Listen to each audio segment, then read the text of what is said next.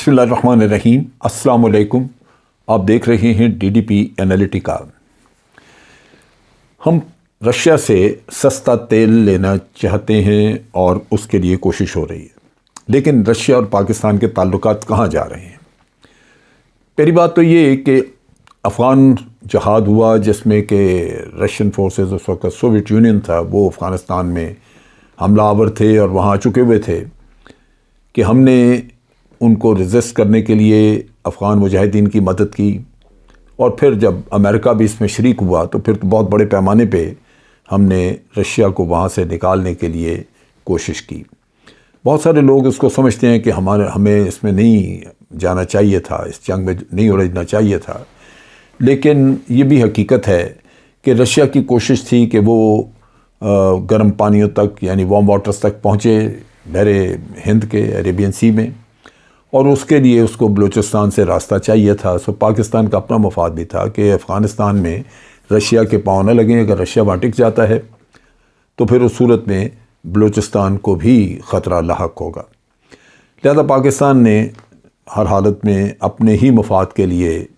میں سمجھتا ہوں کہ افغان جہاد کا ساتھ دیا۔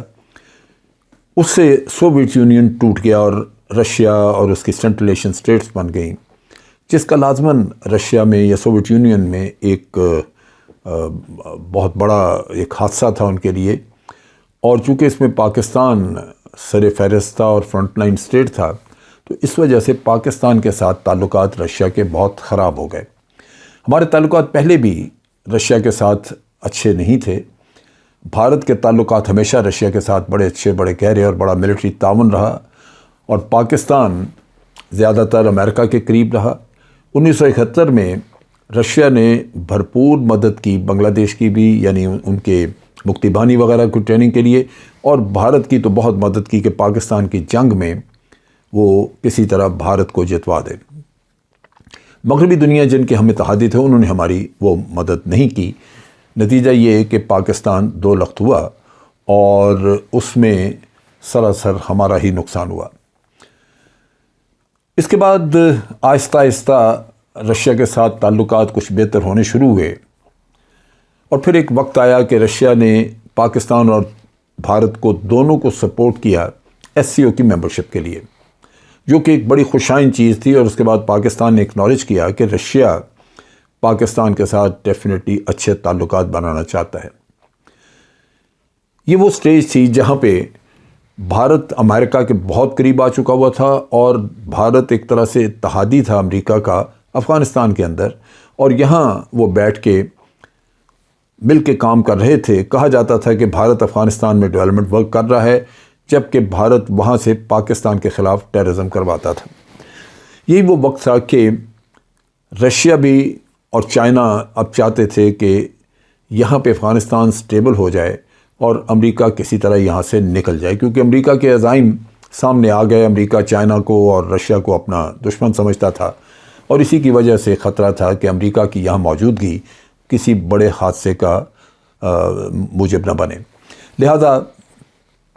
یہاں پہ امریکہ اور بھارت چونکہ بڑے قریب آ گئے ہوئے تھے، تو رشیا بھارت کے اس اقدام کو، اس عمل کو شک کی نگاہ سے دیکھتا تھا، اور اسی کی آڑ میں رشیا نے، اور انہی حالات میں رشیا نے پاکستان کے ساتھ بہتر تعلقات بنانے کا سلسلہ شروع کیا۔ اسی دور میں ہم نے رشیا کے ساتھ مل کے دہشت گردی کے خلاف جنگ لڑنے کے لیے مشترکہ مشقیں بھی کیں، پاکستان میں بھی ہوئیں، رشیا میں بھی جا کے کی گئیں، اور پھر 2016 میں رشیا نے ہمیں 4 یا 5 گن شپ دیے جو کہ بڑے ایفیکٹولی استعمال ہوئے دہشت گردوں کے خلاف۔ سو اس لحاظ سے ایک ایسی ابتدا ہوئی جہاں یوں نظر آتا تھا کہ رشیا ہمیں بہت ساری ملٹری امداد بھی، ملٹری ویپنز وغیرہ بھی ہمیں بیچے گا، اور پاکستان انٹرسٹڈ تھا کہ وہ امریکہ سے ہٹ کے، کیونکہ امریکہ جو ہے وہ بھارت کے ہتھے چڑھا ہوا تھا اور بہت ساری پابندیاں اور مشکلات پیدا کر رہا تھا، تو اس وجہ سے یہ سوچا گیا کہ اب رشیا کے ساتھ تعلقات بہتر ہونے چاہیے، اور رشیا خواہشمند تھا کہ پاکستان سے تعلقات بہتر کیے جائیں۔ لیکن اسی دوران رشیا کی یہ بھی کوشش تھی کہ اگر کسی طرح وہ بھارت کو امریکہ سے تھوڑا دور کر سکے، یعنی کچھ نہیں تو کم از کم نیوٹرل کر لے کہ بھارت نہ ادھر ہو نہ ادھر ہو، تو اس صورت میں وہ پھر بھارت کے ساتھ تعلقات بہتر کرنے کا سوچے گا اور کرے گا۔ اس کی ایک بہت بڑی وجہ یہ بھی تھی کہ رشیا کو وہاں سے خاصی آمدن تھی، اور بھارت کی چونکہ آرمی میں جو اسلحہ تھا وہ کوئی 75% اسلحہ رشیا کا بنا ہوا تھا، لہٰذا ان کو سپیئرز کی ضرورت تھی۔ کوئی جوائنٹ وینچرز کی ہوئی تھیں، براموس میں جو میزائل ہیں ان کے اوپر مل کے کام کیا تھا۔ اس وجہ سے ایک ملٹری کوآپریشن کا سلسلہ اتنا گہرا تھا کہ اس کو ختم نہیں کیا جا سکتا تھا، اور رشیا کے لیے یہ بہت بڑا آمدن کا ذریعہ تھا۔ لہذا رشیا نے جب ان کو S-400 بیچا تو اس وقت میں، اور S-400 بھارت نے اپنی ضرورت کے تحت لیے اس وجہ سے کہ ایک بہت ہی ماڈرن قسم کا ایئر ڈیفنس سسٹم تھا یہ، اور دنیا میں کہا جاتا ہے کہ سب سے بہتر ایئر ڈیفنس سسٹم تھا، سو بھارت نے لیا۔ امریکہ نے رکوانے کی کوشش کی لیکن وہ نہیں رکا۔ یہ وہ نقطہ تھا جہاں پہ رشیا کو احساس ہوا کہ بھارت ایک طرح سے نیوٹرل ہے، اور جہاں اس کے مفاد رشیا کے ساتھ ہیں وہاں وہ امریکہ کو دخل اندازی کرنے کی اجازت نہیں دیتا، اور جہاں امریکہ کے ساتھ تعلقات جن معاملات میں ہیں ان میں وہ رشیا کو دخل اندازی کی اجازت نہیں دیتا۔ لہذا یہاں پہ میں سمجھتا ہوں کہ رشیا کو ایک انکریجمنٹ ملی کہ بھارت کے ساتھ دوبارہ تعلقات جو ہیں وہ استوار کیے جائیں اور مضبوط کیے جائیں۔ بھارت کی ایک یہ بھی ضرورت تھی کہ وہ نہیں چاہتا تھا کہ رشیا اور پاکستان کے تعلقات بہتر ہوں۔ اس خطے میں رشیا اور چائنا دونوں بہت اہم ملک ہیں، دونوں ایٹمی قوتیں بھی ہیں اور بہت بڑی طاقتیں بھی ہیں۔ پاکستان کے چائنا کے ساتھ بہت قریبی تعلقات تھے، اور اگر رشیا کے بھی ساتھ ہمارے ویسے ہی تعلقات ہو جاتے جیسے چائنا سے ہیں تو پھر پاکستان کے لیے اس خطے میں کافی سہولت ہوتی اور پاکستان ایک خاصی مضبوط بلاک کا حصہ ہوتا۔ لیکن یہ بھارت کو کسی صورت منظور نہیں تھا، چنانچہ بھارت نے اپنے تعلقات دوبارہ رشیا کے ساتھ بہتر کیے، رشیا کے ساتھ ایسے معاہدے کیے جہاں رشیا کو ان سے آمدن ملی، پیسہ ملا، اور پھر اس طرح انہوں نے رشیا کے اوپر زور ڈالنا شروع کیا کہ پاکستان کو آپ امداد نہ دیں، یا پاکستان کو کم از کم اسلحہ نہ بیچیں۔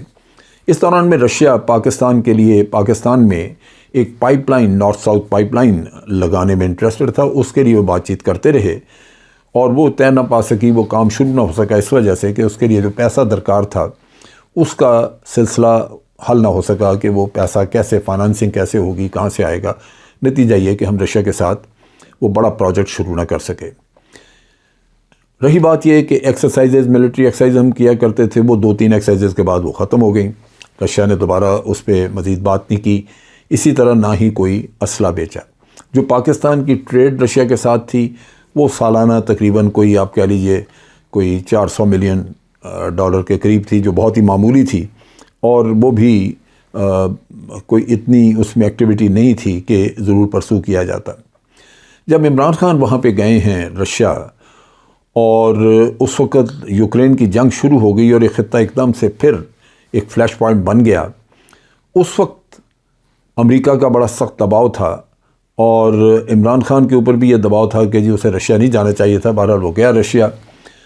اس وقت بھی یہ بات سامنے آئی کہ ایک تو امریکہ کے ساتھ ہماری ٹریڈ بہت زیادہ ہے، یعنی مغربی بلاک کے ساتھ پاکستان کی ٹریڈ جو ہے وہ $40 بلین کے قریب بن جاتی ہے۔ اگر وہ اتنی بڑی ٹریڈ ہماری امریکہ چھوڑ دے، پابندی لگا دے، تو ہم رشیا کے ساتھ تو اتنی ٹریڈ کر ہی نہیں سکتے، سو پاکستان کی اکانومی کو نقصان پہنچے گا۔ لہذا پاکستان نے رشیا کے ساتھ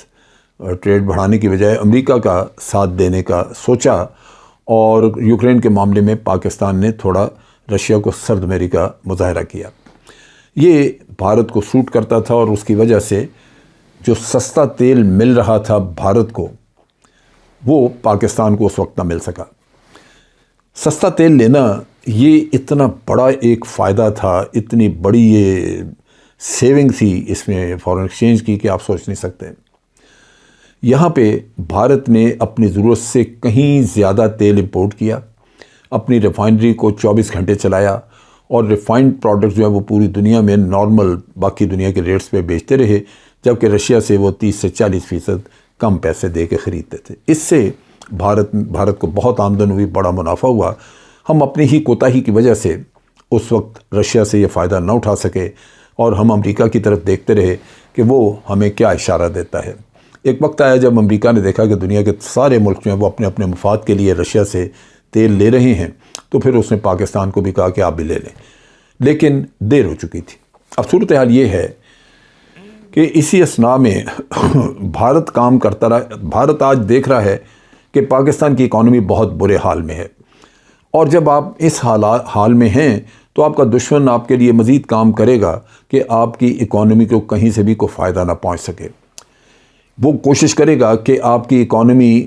اگر 10% ہر سال ہر مہینے یا ہر سال گر رہی ہے تو 10 نہیں، وہ 20% گرے. وہ لہٰذا کوشش کرے گا کہ اس کو جتنا بھی نقصان پہنچایا جا سکتا ہے پہنچایا جائے. اب جب کہ ہمارے ڈیلیگیشن گیا رشیا اور جا کے طے ہوا کہ پاکستان سستا تیل خرید سکتا ہے، اور یہ کہا گیا کہ یہ معاہدے جو ہیں وہ مارچ کے مہینے تک فارمیلٹیز طے ہو جائیں گی اور یہ سارا کچھ خرید جائے گا، تیل ملنا شروع ہو جائے گا.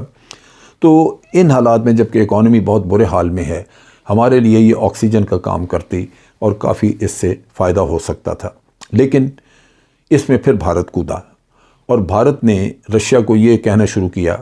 کہ پاکستان یوکرین کو اسلحہ مہیا کر رہا ہے آپ کے خلاف جنگ لڑنے کے لیے، جبکہ ایسا ہرگز نہیں ہے.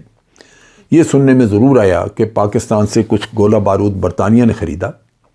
اب برطانیہ جب ہم سے خریدے یا دنیا کا کوئی بھی ملک خریدے تو اس کے بعد وہ اس کو سمندر میں پھینک دیتا ہے یا کسی اور ملک کو دیتا ہے، وہ پاکستان کی ذمہ داری رہتی نہیں. لیکن بھارت نے اس کو ایکسپلائٹ کیا اور رشیا کو بار بار یہ کہہ کے کہ جناب آپ کے خلاف یوکرین جو جنگ لڑ رہا ہے وہ طول پکڑ رہی ہے، اس وجہ سے کہ ایک طرف مغربی دنیا اسلحہ دے رہی ہے، دوسری طرف پاکستان ان کو دے رہا ہے. یہ وہ چیز تھی جس کی وجہ سے رشیا کے ساتھ پھر معاملات تھوڑے ٹیڑھے ہو گئے، اور وہ یہ سمجھ رہے ہیں کہ پاکستان نے رشیا کو بیک سٹیبنگ کی. یہ زیادہ تر بھارت اس چیز کا چرچا اور پروپیگنڈا کر رہا ہے کہ پاکستان نے رشیا کو بیک سٹیبنگ کی ہے اور اس کی وجہ سے رشین جو ہیں وہ اب نالاں ہیں، ناراض ہیں. کوشش بھارت کی ہر لحاظ سے اور بہت شدید اس کی کوشش اور خواہش ہوگی کہ پاکستان کو آگے تیل نہ ملے. اور اگر سستا تیل نہیں ملتا تو آپ سوچ سکتے ہیں کہ اس وقت تو ہمیں $1 کی ضرورت ہے، اور کل کو ہم وہ اتنی اچھی اپرچونٹی جو بھارت پچھلے تقریباً 1 سال سے اویل کر رہا ہے ہم وہ مس کر جائیں گے. اور نتیجہ یہ کہ آج جب ہمیں $1 قیمتی نظر آتا ہے اور اس کی ضرورت ہے، ہمیں وہ سہولت نہیں مل سکے گی جو بھارت پچھلے 1 سال سے انجوائے کر رہا ہے. اب تک کے لیے اتنا ہی. افواج پاکستان زندہ باد، پاکستان پائندہ باد.